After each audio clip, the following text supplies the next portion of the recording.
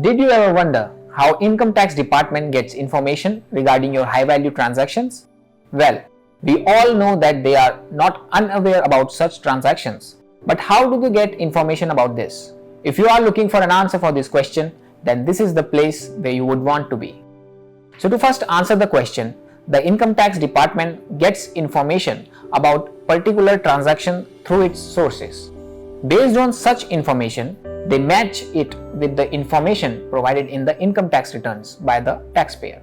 The third-party information helps the department to find out the taxpayer who is looking to escape the tax liability or reporting requirement.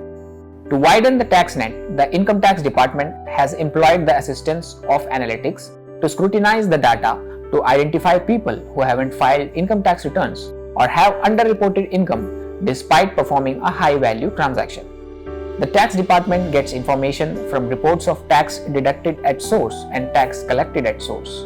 The TDS on income or payment obtained by the taxpayer is reported to the Department of Income Tax.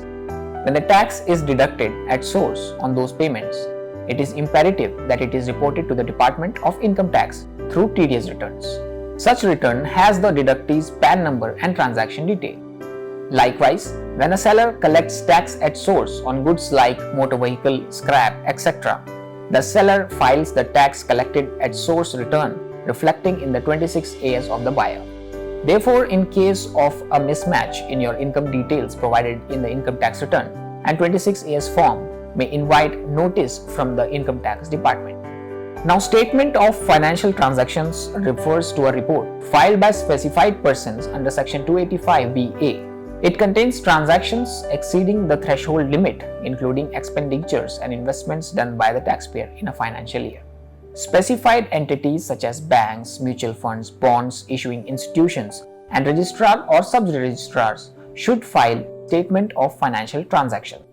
The limit of different financial transactions in a financial year that should be reported under the statement of financial transaction shall include cash deposit in the savings account of 10 lakh rupees or more, cash deposit of withdrawal aggregating 50 lakh rupees or more in the current account in a year, one or more time deposits aggregating 10 lakh rupees or more, mutual fund units acquired for more than 2 lakh rupees in a year, investments in bonds, debentures for 10 lakh rupees or more in a year, payments by credit card that aggregate 1 lakh rupees or more in cash, 10 lakh rupees or more in any other mode, sale or purchase of immovable property for 10 lakh rupees or 30 lakh rupees or more, equity shares acquired for 10 lakh rupees or more of a company, cash payment of 2 lakh rupees or more for goods or services sale to the person who is liable for tax audit according to the Income Tax Act.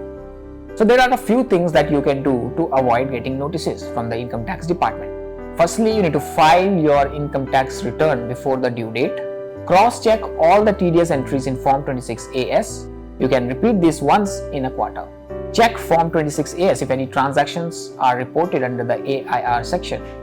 Disclose your entire and correct income earned during the financial year in your income tax return. Keep a record of all your high-value transactions, investment, and expenses. I hope that you found this video informative.